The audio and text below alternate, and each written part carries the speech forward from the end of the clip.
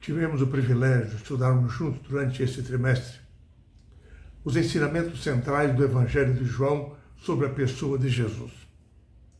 Mas não apenas no conhecimento teórico. A lição visou trazer-nos uma visão prática que nos aproximou mais dele e de sua palavra. No último capítulo do Evangelho de São João, que estudamos essa semana, nos é mostrado que Jesus, para um grupo ainda perplexo de discípulos diante da sua ressurreição, um grupo que havia convivido com ele por mais de 3 anos, mas que ainda necessitava de ter a sua visão ampliada, Jesus empreendeu um último esforço para prepará-los para a missão que estava diante deles. Primeiro, Jesus promoveu a restauração do relacionamento deles com ele. Na semana seguinte à ressurreição, os discípulos, talvez com nostalgia dos velhos tempos, pensando agora como seria a sua vida, voltaram a um velho hábito. Pedro chamou-os para passarem a noite no lago pescando.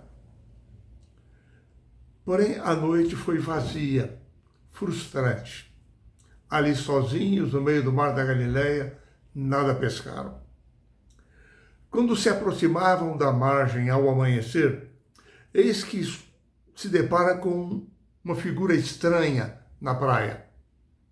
Um estranho grita para eles: joguem a rede do lado direito.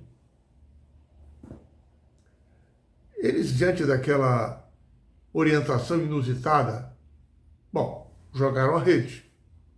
Só que, de repente, afluíram para ela tantos peixes que eles não conseguiam mais puxar a rede. E aí, de repente, os seus olhos se abriram e, num relance, eles se lembraram que um incidente semelhante ocorrera no início do seu ministério com Jesus. Foi o momento quando eles foram encontrados e chamados por Jesus.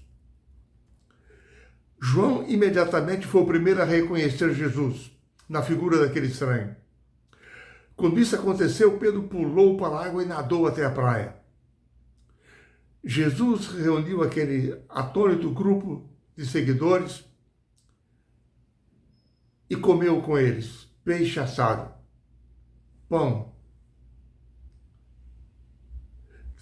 Nesse terceiro encontro com seus discípulos, após a sua ressurreição, junto ao mar da Galileia, em meio àquele silêncio que se formou entre eles, de repente nós vemos Pedro diante de Jesus. E Jesus lhe faz uma inquietante pergunta. Por 3 vezes, Pedro negara o seu mestre. No momento de confiança própria, Pedro dissera que estaria disposto a dar a sua vida em favor do mestre. Porém, mesmo assim, 3 vezes ele negara o mestre. E agora, 3 vezes, Jesus lhe dirige a mesma pergunta. Simão, filho de João, amas-me? E Jesus foi mais além. Simão, filho de João, amas-me mais do que estes outros? Ou seja, amas-me mesmo? Jesus estava usando a expressão agapau para amor, o amor usado como um princípio superior. Diante da insistência de Jesus, que 3 vezes lhe perguntava, e ele respondia: Senhor, eu te amo. Jesus agora pergunta a Pedro pela 3ª vez, e Pedro, com toda humildade, diz: Senhor, tu sabes todas as coisas, sabes que eu te amo. E é interessante que Pedro estava usando agora para amor a palavra filéu, o amor de um amigo. Pedro não confiava mais em si mesmo. Ele sabia que havia negado o mestre. E agora ele faz de Jesus a sua referência.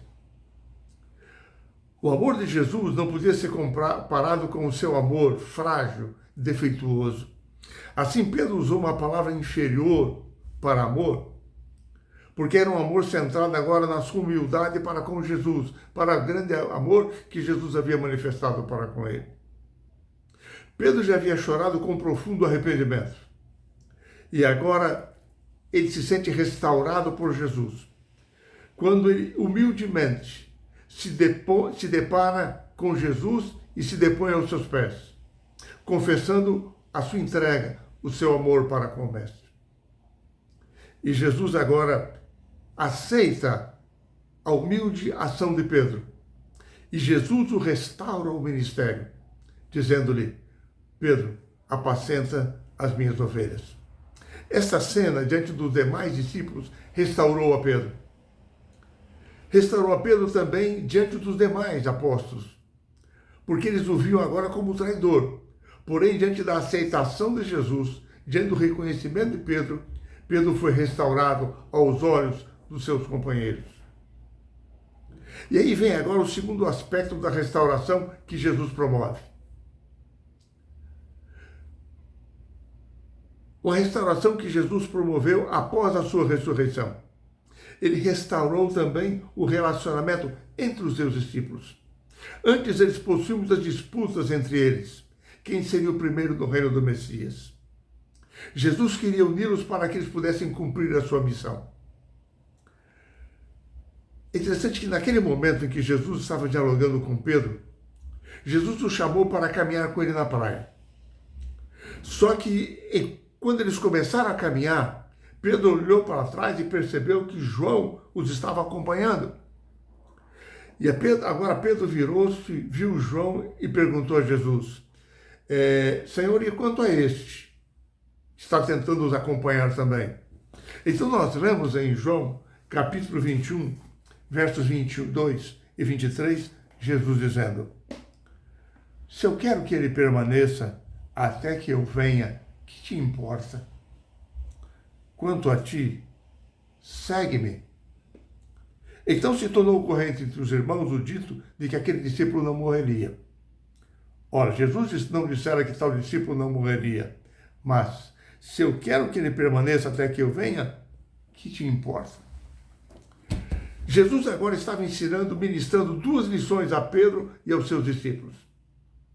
A primeira delas: eles deveriam seguir a Jesus sem se preocupar com o que iria acontecer com o outro. O chamado de Jesus era individual, o desafio era individual. Cada um deles deveria se consagrar a Cristo e segui-lo. Segundo, eles deveriam manter os seus olhos fixos em Jesus, em sua causa, em seus propósitos. E é interessante que João se preocupa no final do seu evangelho em elucidar a má compreensão que as palavras de Jesus produziram entre os discípulos, quanto a João permanecer vivo até o retorno de Cristo. João esclarece o significado real daquilo que Cristo disse. E assim, Jesus ordena agora que eles permanecessem em Jerusalém, juntos, orando, até que do céu recebessem a atuação do Espírito Santo de Deus, fossem ungidos pelo Espírito de Deus e pudessem cumprir a missão que lhes fora confiada. Ao encerrar o estudo do Evangelho de João, a lição destaca dois pontos muito importantes.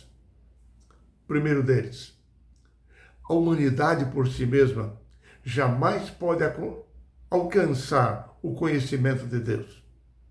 Somente Cristo é que exogomai, ou seja, Cristo revelou, interpretou, expôs quem é Deus, seu caráter, o seu relacionamento.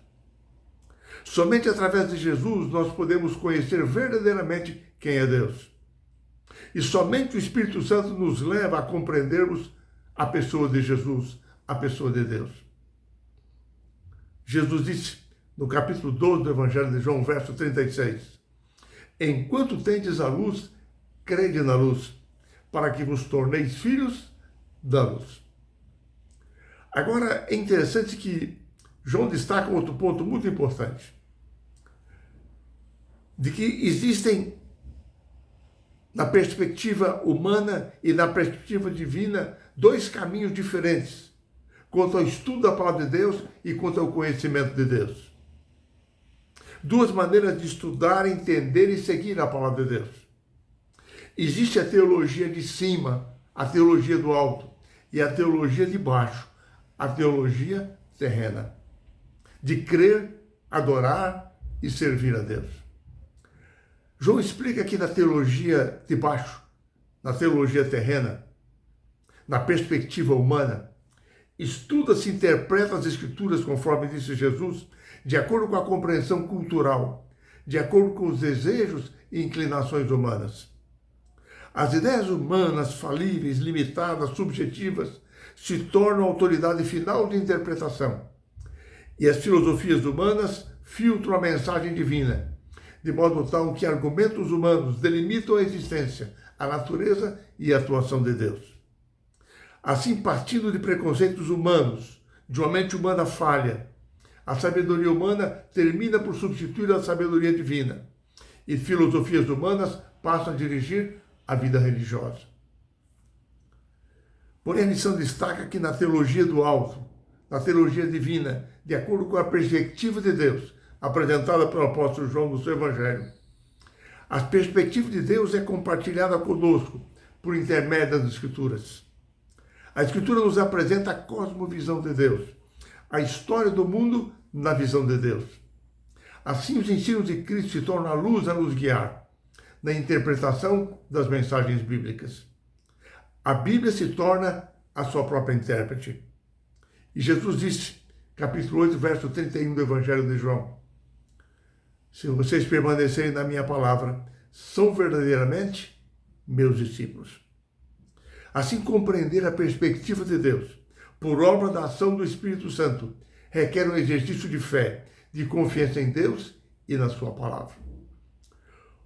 Ouvir a palavra de Deus vai além de obter informações. Significa uma resposta ativa em fazer a vontade de Deus. Ouvir e praticar como uma expressão de amor, de lealdade a Deus. No Evangelho de João, nós percebemos que as pessoas que se encontraram com Jesus, elas tiveram uma das duas reações. Ou elas aceitavam a luz e cresciam na fé, ou a rejeitavam e aprofundavam a sua cegueira espiritual.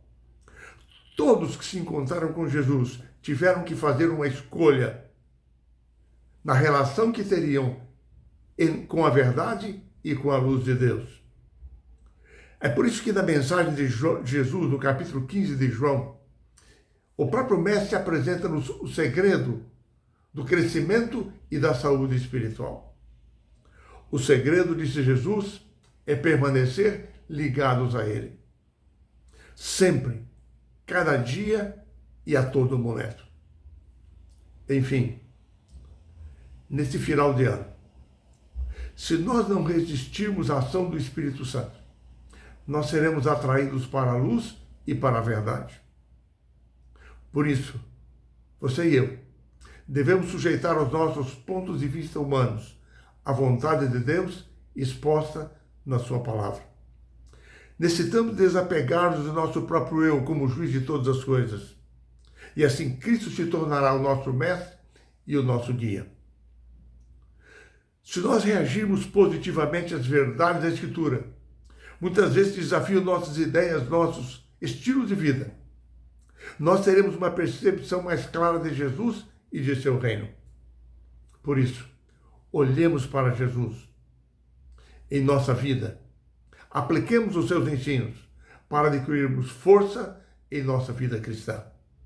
Para você e para mim, um Feliz Natal e um abençoado Ano Novo.